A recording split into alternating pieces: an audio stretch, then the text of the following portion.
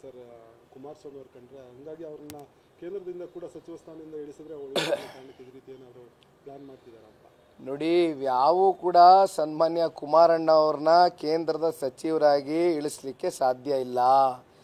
ನಾವು ಆತ್ಮವಿಶ್ವಾಸದಿಂದ ಹೇಳ್ತಾ ಇದ್ದೇವೆ, ನಮ್ಮಲ್ಲಿ ಯಾವುದೇ ರೀತಿ ಸನ್ಮಾನ್ಯ ಕುಮಾರಣ್ಣ ಅವರು ಆ ಗಣಿಗಾರಿಕೆಗೆ ವಿಚಾರಕ್ಕೆ ಸಂಬಂಧಪಟ್ಟಂತೆ ಸಹಿ ಹಾಕಿಲ್ಲ ಅಂತಕ್ಕಂಥದ್ದು ಸುಪ್ರೀಂ ಕೋರ್ಟಲ್ಲಿದೆ ಅಂಗಳದಲ್ಲಿ. ಈಗ ಹೊಸದಾಗಿ ಮತ್ತೆ ಈ ಪ್ರಾಸಿಕ್ಯೂಷನ್ಗೆ ಅನುಮತಿ ಕೊಡ್ತಕ್ಕಂಥ ಚರ್ಚೆಗಳು ಇವೆಲ್ಲವನ್ನು ದಿಕ್ತಪ್ಪಿಸ್ತಕ್ಕಂಥ ಕೆಲಸ ಅಷ್ಟೇ. ಮೂಢ ಹಗರಣವನ್ನು ಇವತ್ತು ಮುಚ್ಚಾಕೊಳ್ಳಿಕ್ಕೋಸ್ಕರ ಇವೆಲ್ಲ ಹೊಸ ಪ್ಲಾನಿಂಗ್ ಅಷ್ಟೇ, ಏನಿಲ್ಲ. 40-60 ಒಪ್ಕೊಂಡಿರಲಿಲ್ಲ ಅವ್ರ ಪತ್ನಿಯವರು ಅಂತ ಹೇಳಿದ್ದಾರೆ.